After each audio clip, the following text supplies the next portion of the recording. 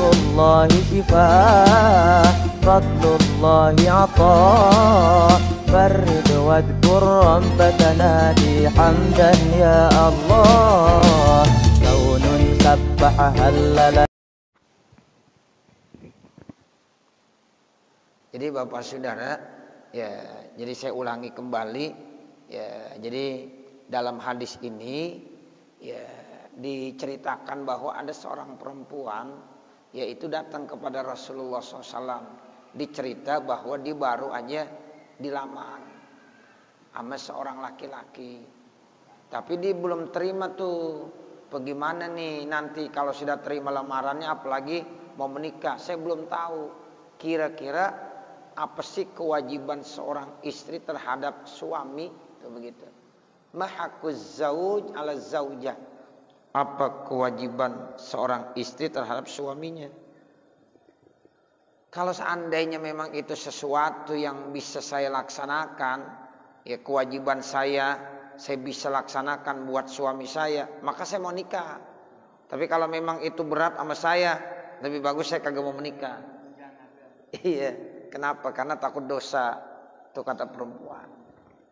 Qala min haqqihi, lalu Nabi menjawab, di antara sebagian hak suami, allau sala min khuraihi damun, kalau seandainya mengalir dari dua lubang hidungnya darah, au qaihun atau nanah, palahisathu, maka dia jilat tuh ama itu istrinya, darahnya, nanahnya yang ada, bilisaniha, dijelat dengan lidahnya, ma'addat haqqahu, maka otomatis itu perempuan, istrinya belum bisa, yaitu melaksanakan secara penuh hak atau kewajibannya.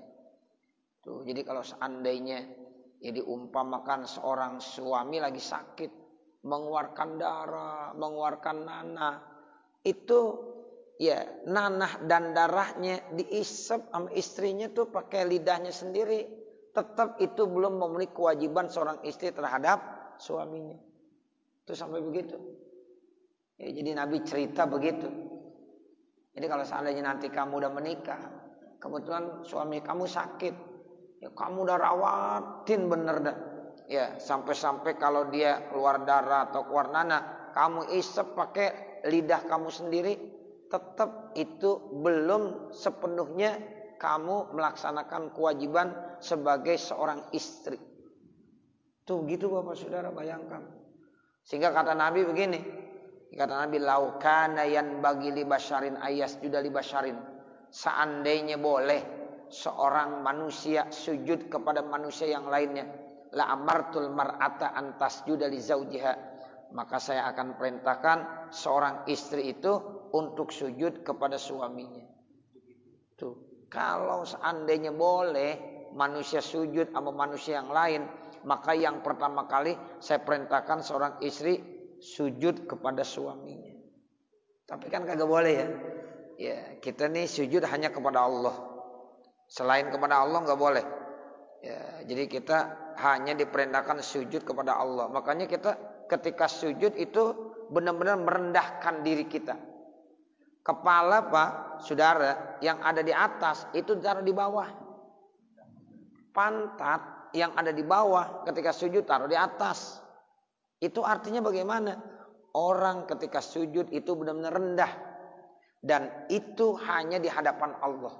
Makanya sujud itu hanya kepada Allah. Ada bos kita, pokoknya dia yang memang benar-benar memberikan fasilitas kepada kita, ya tetap ketika datang kagak boleh kita sujud-sujud sama bos. Ya, apa aja dah. Siapa saja yang kita anggap dia mulia banget, tetap enggak boleh sujud kepada orang tersebut. Cukup takzim, kita hormati. Paling banter banget kita disuruh cium tangannya. Tuh, kalau kita sama guru, sama orang tua, kan disuruh cium tangan. Ya, itu begitu udah cukup. Cium tangan udah cukup. Ya, enggak perlu pakai sujud-sujud. Sebab nggak boleh. Sujud itu hanya kepada Allah Subhanahu wa taala. Jadi orang ketika sujud itu Bapak Saudara, itu benar-benar merendahkan dirinya di hadapan Allah. Coba kalau kepala ditaruh di bawah, pantat taruh di atas. Itu kan namanya udah benar-benar merendahkan dirinya. Makanya pada saat kita sujud kita bacanya ya mensucikan Allah. Subhana rabbiyal a'la. Subhana rabbiyal a'la. Maha suci Allah. Subhana rabbiyal a'la, Tuhanku yang maha tinggi. Jadi kita rendah. Yang maha suci itu Allah, yang maha tinggi itu Allah. Bahkan ada lagi. Ya, kita baca subuhun kudusur rabbuna wa rabbul malaikati warruh.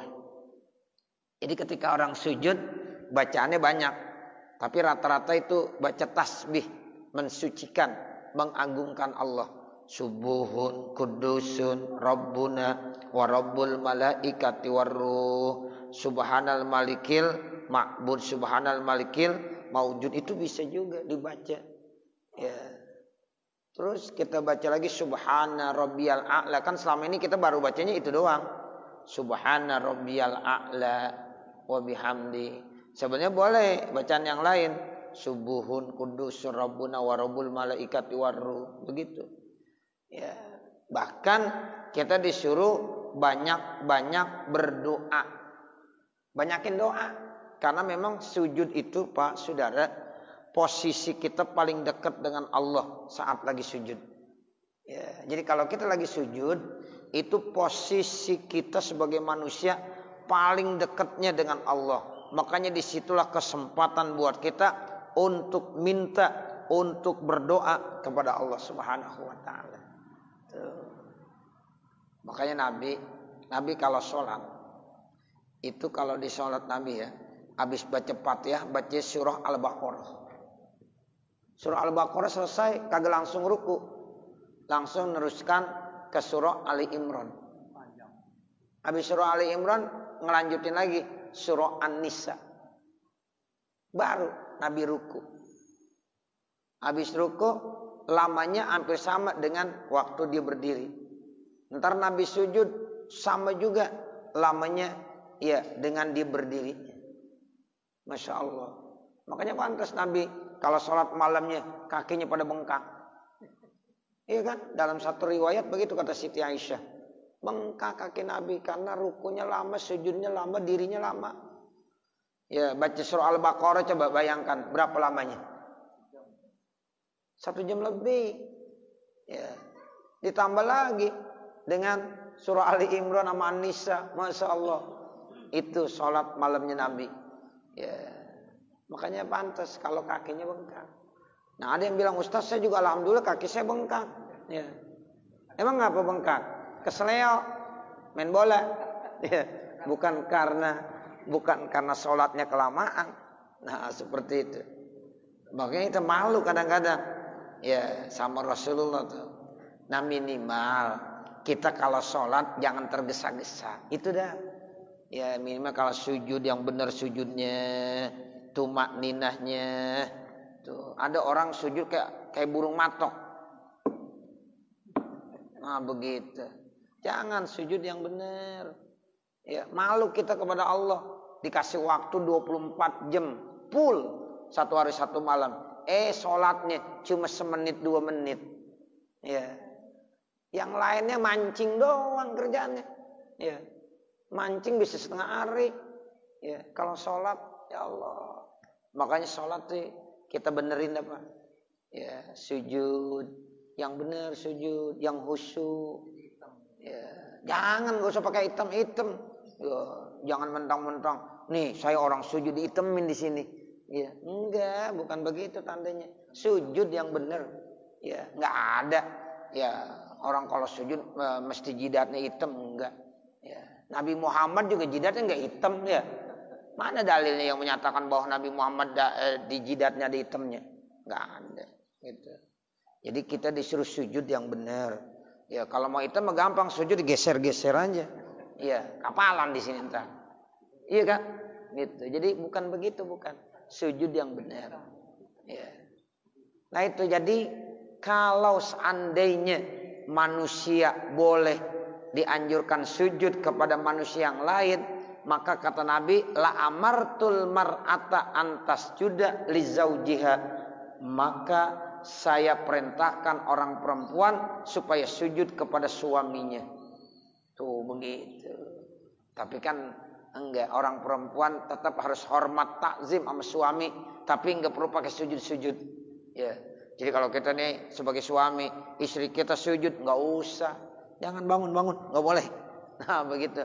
Sujud itu hanya kepada Allah. Tuh begitu. Sujud hanya kepada Allah Subhanahu wa taala. Apalagi kalau kita sampai sujud-sujud sama orang kaya. Di depan orang kaya kita sampai sujud-sujud begitu. Kata Nabi, 1/3 dari agamanya hilang. Ya, itu begitu. Makanya nggak boleh. Kita ada orang kaya, biasa aja. Orang miskin sama orang kaya sama aja di sisi Allah. Ya, cuma kita kan yang bisa bedain. Oh, dia orang kaya, dia orang miskin. Ya, kalau orang kaya jalannya lain. Ya, orang kaya kalau kentut aja katanya mulia banget. Kalau orang miskin kentut dimarah-marahin. Ya, begitu, nggak usah. Kita nggak boleh menilai begitu. Orang miskin, orang kaya sama di sisi Allah. Bahkan orang miskin bisa lebih mulia di sisi Allah. Atau orang kaya bisa lebih mulia di sisi Allah. Tapi bukan dilihat dari status kaya dan miskinnya. Tetapi ada yang lain. Apa nilai ketakwaannya? Ya, itu nilai ketakwaannya. Kan kita udah sering baca tuh ayatnya. Inna akramakum indallahi atqakum. Itu udah hafal Bapak, Saudara. Ya, itu seperti itu. Tapi kadang-kadang kita silo. Ya, kalau ada orang miskin kita nganggap remeh. Kalau ada orang kaya kita udah wah, memuliakan banget. Ya, enggak boleh begitu. Ya. Jadi kita sujud hanya kepada Allah. Dan sujud itu Bapak Saudara harus ya kita paham benar. Sujud itu adanya 1 waktu sholat, 2 saat sujud tilawah, 3 saat sujud syukur. Cuma 3. Selain itu nggak ada lagi sujud. Ya. Kita kalau sujud sama Allah 1 lagi sholat, 2 lagi sujud tilawah. Sujud tilawah itu artinya kita baca Quran, baik di dalam sholat maupun di luar sholat. Kemudian ada ayat yang memerintahkan kita untuk sujud. Di situ namanya sujud tilawah. Kalau sujud syukur, sujud terkait kita sedang bersyukur atas nikmat yang Allah berikan. Dan sujud-sujud tersebut harus punya persyaratan yang sama. Ya, 1 harus ya punya wudu. 2 harus nutup aurat. Makanya kalau ada orang main bola masukin kemudian sujud syukur gimana? Ya kurang tepat. Dengkulnya kelihatan, punya wudu enggak. Ya, sujud syukur itu sama dengan sholat. Artinya harus ngadep kiblat. Nih tutup aurat, gitu. Punya wudu, itu udah syukur. Nah begitu. Kalau nendang bola lagi main bola di lapangan, bukan sujud syukur. Alhamdulillah aja, masukin alhamdulillah. Tuh begitu. Alhamdulillah, begitu aja. Jangan sujud.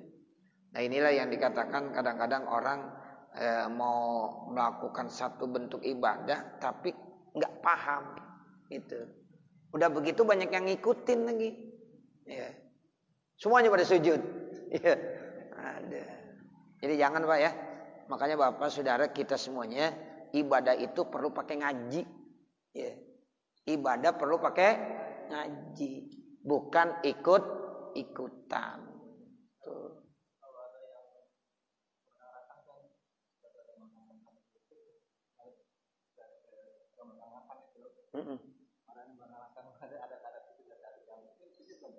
Bukan, ya itu adat yang memang apalagi kalau adat keraton, ya keraton begitu. Kita hormat sama guru juga ada yang begitu. Santri-santri itu sama di depan kiai, ya takzimnya begitu besar, gitu. Dia nggak berani tuh membelakangin. Kalau dia ada depan kiai, dia mundur. Nah, itu bukan sujud. Kalau sujud tuh pantatnya di atas, palanya di bawah, tuh sujud namanya. Nah kalau begitu tuh nggak boleh. Tapi kalau yang namanya merangkak begitu hormat kita. Emang diajarin dulu sama orang tua kita. Kita kalau ketemu orang tua kan bungkuk ya. Bungkuk. Tuh orang Betawi kan begitu. Ya bungkuk gitu. Itu nggak apa-apa. Itu namanya ya salah satu adab etika yang sangat bagus. Hormati wahfid janahaka. Ya itu kata Allah, rendahkan sayap kamu. Itu artinya kita rendahkan, bongkokkan. Di depan orang tua kita harus begitu. Jangan kita sebagai anak di depan orang tua, ya jalan-jalan aja biasa. Nggak ada rasa hormatnya. Udah gitu, ya ketika musafahah salaman lagi. Mbak gimana mbak kabarnya mbak? Gitu aja. Ya, kita cium tangannya. Dan kalau nyium tangan biasain ke anak, jangan ke jidat. Ya, saya baca di kitab nggak ada. Ya begitu. Tapi orang kita sekarang begitu. Anaknya ditaruh di sini. Kadang-kadang di pipi sini. Ada yang di sini. Cium. Ya. Nih kita sebagai orang tua. Anak kita cium nih tangan kita. Ajarin begitu. Ajarin. Yang benar. Makanya segala sesuatu pakai ilmu. Gitu. Ngaji. Kadang-kadang enggak. Di sinetron begitu. Ya salaman di sini taruh. Ini ngapa nih panas badannya? Ya, tuh. Jadi harus paham, Ya, seperti itu. Anak-anak kita ajarin tuh. Begitu.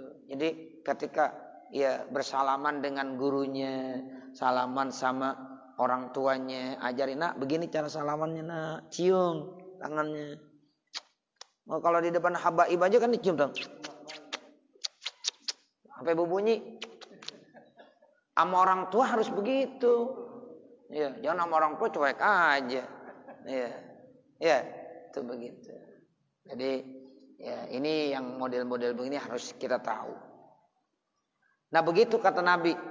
Ya, jadi ketika ya seandainya manusia boleh sujud kepada manusia yang lain, maka yang pertama kali saya perintahkan orang perempuan sujud kepada suaminya. Iza dakhala 'alaiha, kalau dia misalnya ya menjumpai ya suaminya. 5 fadalahullah 'alaiha, karena Allah kasih keutamaan buat ya suami terhadap istrinya. Qalat, itu istri bilang, wallazi ba'atsaka bil haq. Ini yang perempuan ketika dikasih penjelasan sama Nabi begitu, demi zat yang telah membangkitkan kamu dengan benar, la atazawwaj, saya enggak mau nikah dah. Mabakitud dunya, selama masih ada dunia. Kata nih perempuan, wah berat banget jadi seorang istri ya. Ya saya kagak berani nikah dulu dah. Gitu, pikir-pikir dulu. Kalau belum matang banget, ya saya belum mau menikah dulu. Kenapa? Betapa beratnya kewajiban seorang istri terhadap suami. Tuh begitu. Makanya tuh orang kalau mau menikah harus tahu dulu hak dan kewajiban suami istri, harus tahu. Ya, jangan ya dianggapnya enaknya doang. Sebab yang namanya pengantin baru kan enaknya sebulan doang. Setelah itu ya udah banyak masalah. Ya, tapi kalau dia siap, insya Allah itu enak. Ya, mudah-mudahan baiti jadi apa? Jannati. Rumah saya itu menjadi surga buat saya. Tapi kalau belum siap, rumah saya jadi neraka. Jadi jangan sampai begitu. Ya, ini Nabi bukan nakut-nakutin, bukan. Karena memang ini perempuan nanya. Ya, nah begitulah. Jadi kita sebagai seorang perempuan, kata Nabi, kalau udah jadi istri itu kewajiban kita seperti itu. Suami sakit, seandainya mengeluarkan darah, diisep darahnya. Itu bukan berarti udah kita menunaikan ya, kewajiban kita secara full. Itu begitu. Sama juga kewajiban kita sama orang tua. Kita nih seandainya nih Pak, sebagai anak, ya berangkatin haji ibu kita gendong dari Jakarta ke Mekah, kita gendong. Ya, tetap belum bisa menunaikan kewajiban kita sebagai anak untuk membalas jasa ibu kita, orang tua kita. Ada nggak kira-kira orang ya dari Jakarta gendong ibunya ke Mekah? Ya nggak ada. Ya, susah. Ya. Tuh. Tawaf aja digendong udah berat banget itu. Ada tuh kadang-kadang saya lihat. Ya, seorang anak itu gendong ibunya. Saya sengaja mau gendong sendiri. Masya Allah. Itu bukan berarti dia udah melaksanakan sebagai anak yang udah bisa balas budi jasa ibunya. Belum ada apa, kata Nabi, belum ada apa-apanya. Tuh begitu. Karena jasa orang tua begitu besar kepada anaknya. Ini kita nih, ya jasa orang tua kita nggak bisa kita balas. Apalagi baru kita kasih bulanannya 5 juta. Ya belum ada apa-apanya. Kita udah berhasil nih Bapak Saudara. Orang tua kita kasih tiap bulan 5 juta, 5 juta. Jangan bilang, saya udah bisa membalas budi orang tua. Belum apa-apa. Tapi itu termasuk kebaikan yang diberikan oleh anak. Nah seperti itu. Jangan malah nyusahin. Ini malah nyusahin. Kita dulu udah susah, nyusahin. Kita sekarang udah punya istri, udah punya anak. Nyusahin lagi. Sekarang anak kita titipin sama orang tua kita. Tuh, jangan. Kasihan orang tua. Orang tua ya ketika masih muda dulu mau ibadah masih repot sama anak-anaknya. Ustaz, saya belum bisa ibadah, mau ngaji, mau apa, repot, anak-anak saya masih kecil. Udah tua rencananya pengen ibadah, pengen banyak ngaji. Dititipin cucu mulu tiap hari. Ya, akhirnya repotan lagi. Jangan Bapak, Saudara. Apalagi ada anak sampai begini. Alhamdulillah ibu, saya udah berhasil. Nah sekarang ibu daripada nggak ngapa-ngapain, udah ibu di rumah aja bersih-bersih rumah saya. Nanti saya kasih gaji tiap bulan. Masya Allah. Ini anak yang begini bukan anak yang sukses, anak durhaka. Ya. Ini yang kata Nabi nanti di akhir zaman ya ada ya Sayyid melahirkan budaknya. Nah seperti itu. Jadi jangan kita anggap orang tua sebagai budak. Na'udzubillah min dzalik. Nah itu artinya betapa beratnya seorang ya istri punya kewajiban kepada ya suami. Sebab suami itu ada sosok manusia yang mulia. Karena banyak kewajibannya. Udah memberikan nafkah, segala-galanya tanggung jawab suami. Ya makanya istri wajib taat dan patuh kepada suami. Wa Ahmadu an Anasin radhiyallahu anhu qala. Kemudian ada hadis dari Imam Ahmad yang datangnya dari Anas radhiyallahu anhu qala, beliau berkata, kana ahlul baiti minal ansori lahum jamalun. Ya, ada satu cerita ya satu kelompok sahabat Ansor kebetulan diceritakan mereka itu punya onta. Yaskauna alaihi, kemudian onta itu biasa mereka selalu mempergunakannya, yakni yastakuna alaihil ma, itu onta bisa ya disuruh untuk menarik tenaganya untuk ngambil air minal bi'ri, yang air itu sumbernya dari sumur. Wa annahu istas'aba alaihim, ya, dan sesungguhnya onta itu enggak mau menyulitkan mereka. Pamana'ahum zahrahu. Nah kemudian akhirnya dia ya enggak mau untuk apa? Untuk ditaikinya. Wa annal ansar ja'u ila nabi. Kemudian orang-orang Ansor saat itu datang ngadu kepada Nabi sallallahu alaihi wasallam. Jadi sahabat Ansor punya onta. Onta biasanya ngerti. Ya kalau mau ditaikin dia duduk. Kan onta begitu ya. Dia duduk. Ntar udah ditaikin dia diri lagi. Dan ini onta ya sangat membantu dalam pekerjaan dia, yaitu menarik air dari sumur. Ya, suatu hari ini onta galak bener, nggak mau. Ya nggak biasa-biasanya. Ya biasanya kalau mau ditaikin dia ya duduk. Kan begitu. Ya onta yang ngerti itu begitu. Nih nggak mau. Akhirnya nih orang-orang Ansor datang kepada Nabi mengadu. Faqalu, maka mereka berkata, innahu kana lana jamalun, sesungguhnya kami ini ya Rasulullah punya onta, naski alaihil ma'a minal bi'ri, ya kami biasa mengambil air dari sumur. Kan berat tuh kalau tenaga saya tuh kayaknya agak repot, makanya saya minta bantuan. Ya yang narik air ini adalah tenaga dari onta. Wa annahu istas'aba alaina, dan sesungguhnya itu menyusahkan kami. Wa mana'ana zahruhu, dan sulit untuk menungganginya. Ini onta saya tumben, nggak ngerti banget, nggak mau ditunggangin nggak mau. Wa qada'ati sazar'u wan nahlu, sementara itu tanaman-tanaman, ada korma, ada anggur, ya tanaman-tanamannya udah perlu air.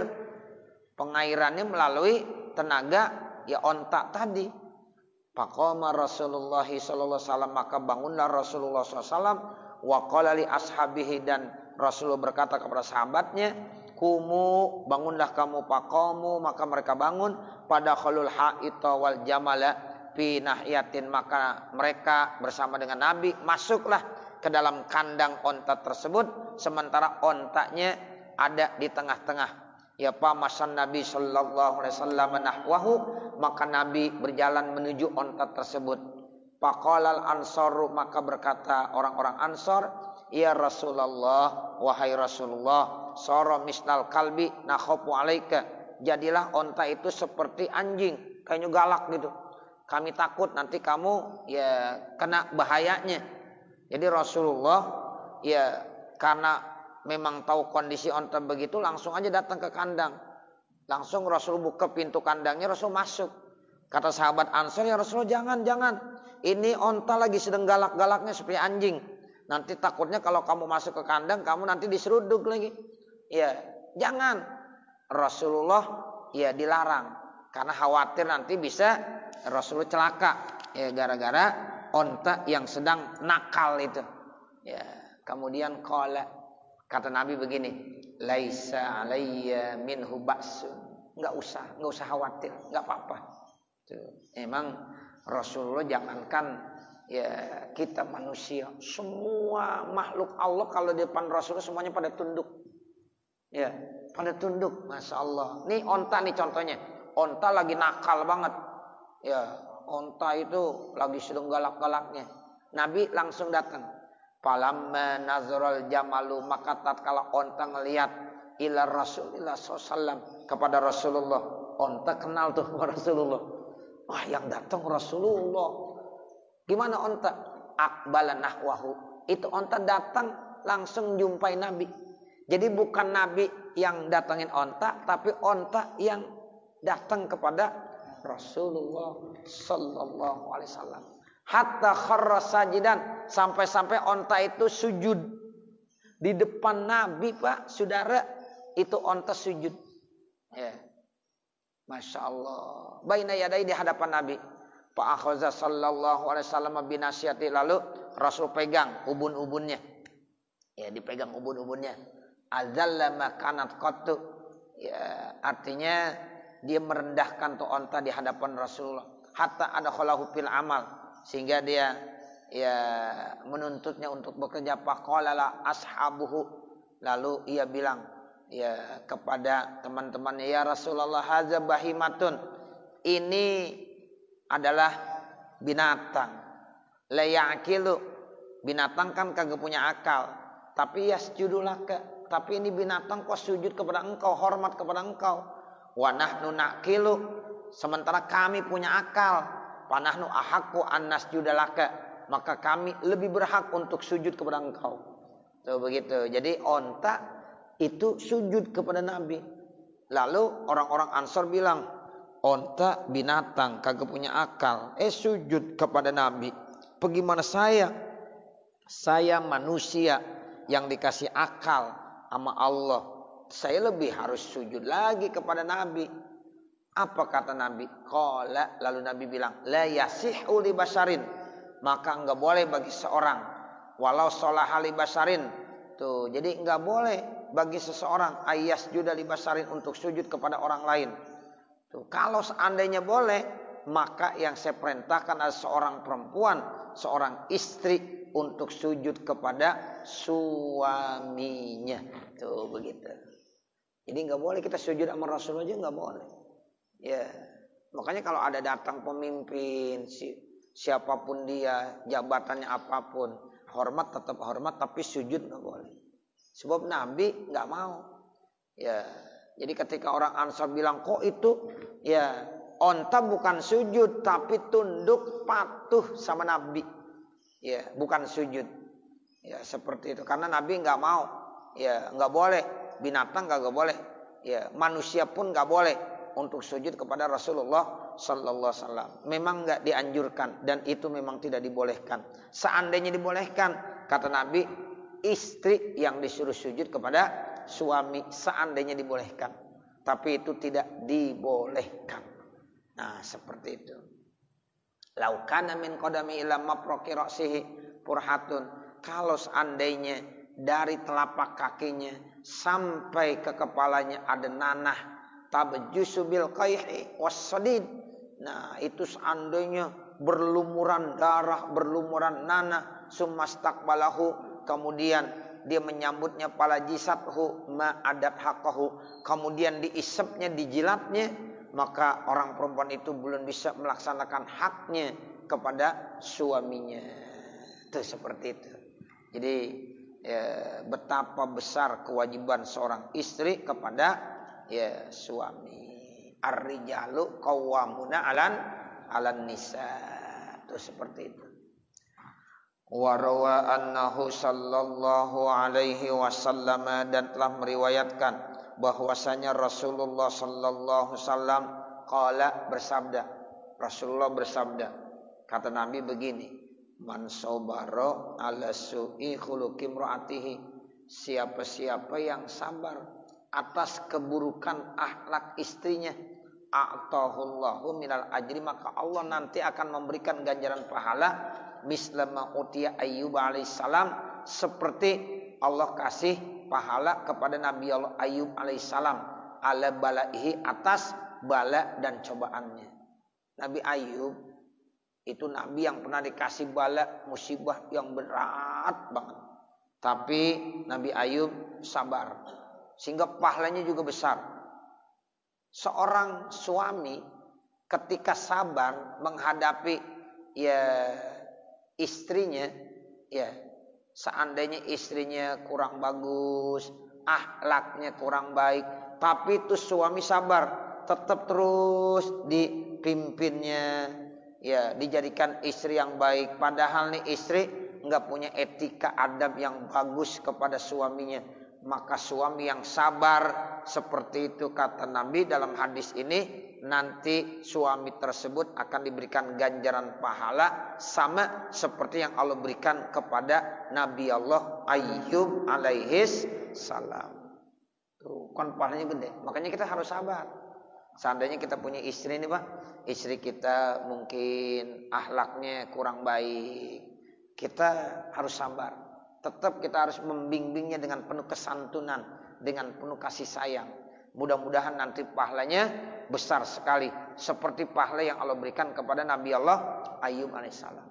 Kan yang namanya kita punya istri enggak selamanya apa yang kita inginkan.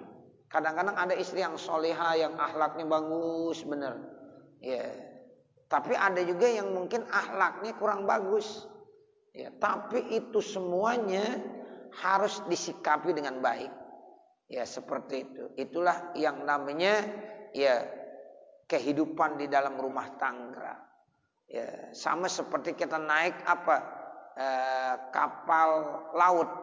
Itu nanti di tengah-tengah ada ombak yang sangat yang sangat besar. Nah, begitu. Jadi kita harus bisa tuh benar-benar mengendalikan bahtera rumah tangga kita seperti kapal laut yang sedang ada ombak yang sangat besar. Nah, seperti itu.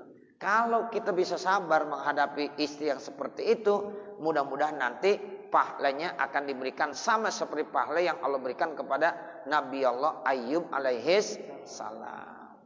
Itu suami disuruh sabar. Sekarang istri. Kata Nabi, wa man sabarat ala su'i khuluqi zaujiha. Siapa-siapa, maksudnya nih seorang perempuan, siapa aja dari seorang perempuan, seorang istri yang sabar atas buruk akhlak suaminya, atahallahu, maka nanti Allah akan memberikan kepada istri yang sabar karena sikap perilaku suami yang kurang baik. Allah kasih kepada istri tersebut sawaba Asyata, ganjaran pahala Siti Asyah imra'at Fir'aun, yaitu istri daripada Fir'aun. Itu Siti Asyah adalah salah satu perempuan yang istimewa.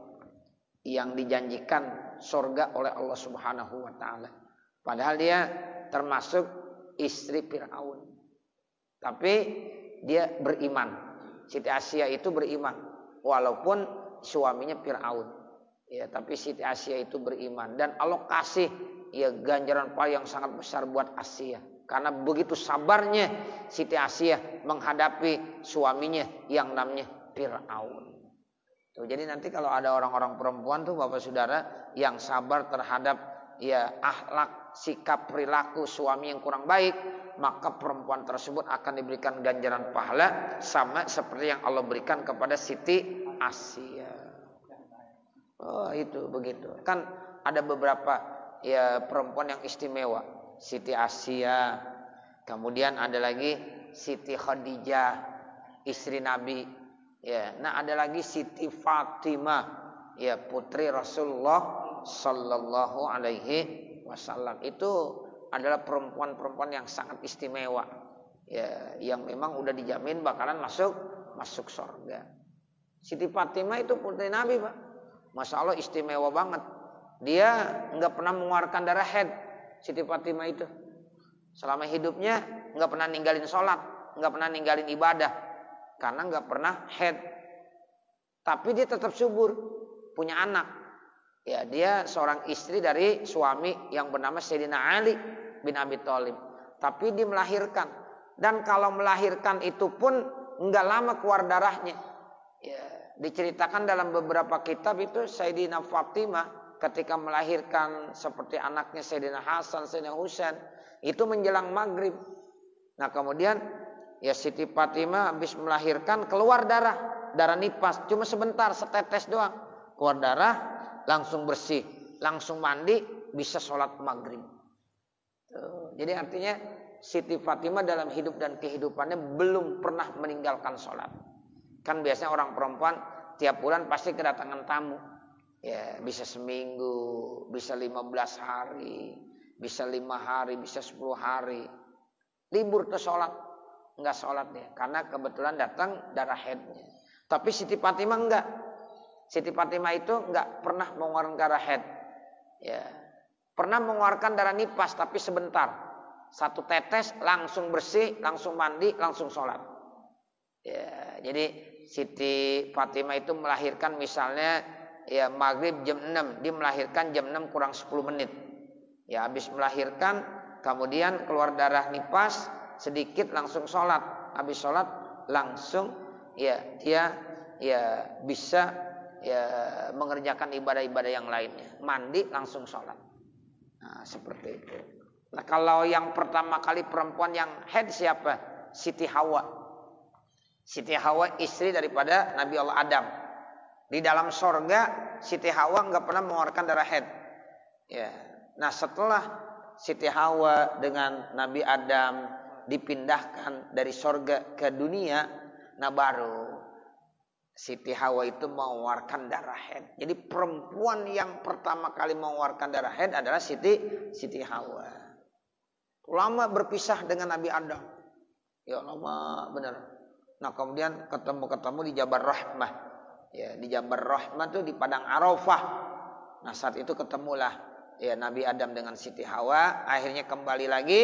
Nah disitulah baru dia punya anak. Ya, di sorga walaupun berhubungan apa nggak pernah punya anak. Ya, makanya nggak ada yang lahir di sorga, nggak ada. Semuanya orang lahir di dunia. Tuh, Qabil, Habil, anak-anak Nabi Adam. Ya, tempat tanggal lahir sorga nggak ada. Ya, semuanya di dunia. Selama di sorga, ya Siti Hawa itu nggak pernah melahirkan dan tidak pernah mengeluarkan darah haid. Tapi setelah Siti Hawa keluar dari sorga, baru Siti Hawa mengeluarkan darah haid. Dan setelah ketemu dengan Nabi Allah Adam, baru dia kembali rukun, bersama hidup, kemudian Allah kasih keturunan. Nah seperti itu. Ya, jadi perempuan yang pertama kali haid itu Siti Hawa. Kalau perempuan yang tidak pernah haid, Siti Fatimah. Seperti itu. Jadi kita kembali ke masalah kita. Ya, bagi orang laki-laki yang senantiasa sabar di dalam memimpin bahta rumah tangganya, itu nanti suami akan diberikan pahala seperti yang Allah berikan kepada Nabi Allah Ayyub alaihi salam. Sementara seorang perempuan yang sabar di dalam ikut suami, anak dalam kehidupan rumah tangganya, disabar terus sabar, ya itu dia nanti akan diberikan ganjaran pahala seperti pahala yang Allah berikan kepada Siti Asiyah, yaitu istri daripada Fir'aun. Seperti itu.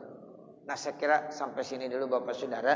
Ya, mudah-mudahan apa yang kita baca ada manfaatnya. Nanti baru kita lanjutkan dengan waruya anna rajulan jaa ila Umar radhiyallahu anhu yashku dan seterusnya. Mudah-mudahan apa yang kita baca ada manfaatnya.